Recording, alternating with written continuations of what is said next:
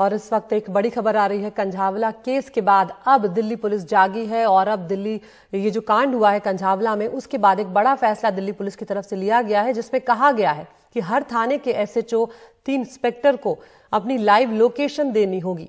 रात 12 बजे से सुबह 4 बजे तक का जो वक्त होगा, उस दौरान जो एसएचओ होंगे हर थाने के और 3 इंस्पेक्टर जो होंगे, उन लोगों को अपनी लाइव लोकेशन भेजनी होगी। रात में पेट्रोलिंग भी करनी होगी और बिना डीसीपी की इजाजत के कोई भी घर नहीं जा सकेगा।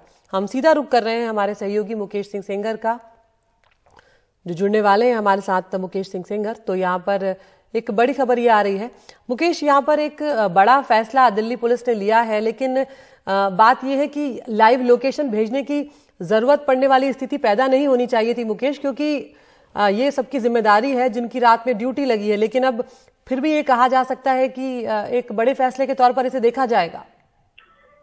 देखिए, बिल्कुल कंझावला कांड में हुआ ये कि जो जांच कर रही हैं स्पेशल कमिश्नर शालिनी सिंह, जांच में कुछ चीजें ऐसी आ रही कि बहुत सारे पुलिस वाले मौके पर नहीं थे और जो लोकेशन वो बता रहे हैं उस लोकेशन पर वो नहीं पाए गए। खासतौर से पीसीआर वैन, उनको लेकर भी कई तरह के सवाल खड़े हुए हैं।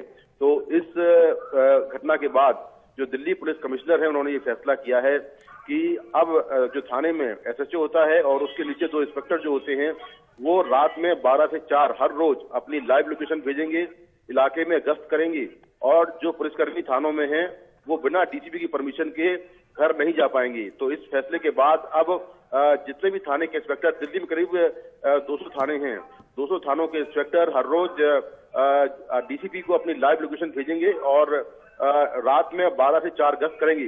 क्योंकि इस तरह की जो घटनाएं होती हैं अक्सर वो रात में 12 से 4 के बीच में होती हैं या सुबह तड़के होती हैं।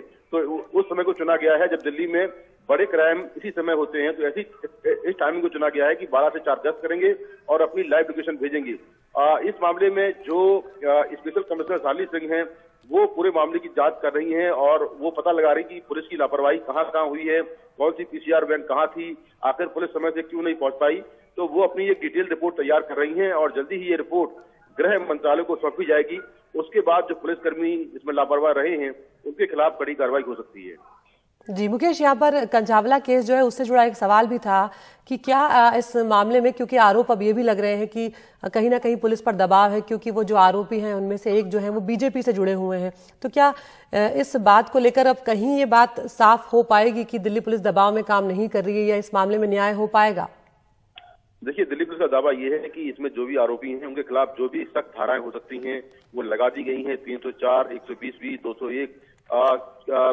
जो पुलिस कमिश्नर हैं और जो इस केस की जांच कर रहे हैं, उनका यही कहना है कि जो एक घटना हुई है उसमें मैक्सिमम जो धाराएं ये लग सकती थी वो उन्होंने लगाई हैं। क्योंकि हत्या की धारा लगाने के लिए कोई आपको मोटिव चाहिए होता है और इस केस में जो आरोपी या विक्टिम जो है वो एक दूसरे को नहीं जानते हैं, तो कोई मोटिव नहीं है। एक दुर्घटना हुई और दुर्घटना के बाद जो कुछ हुआ वो हम सबने देखा।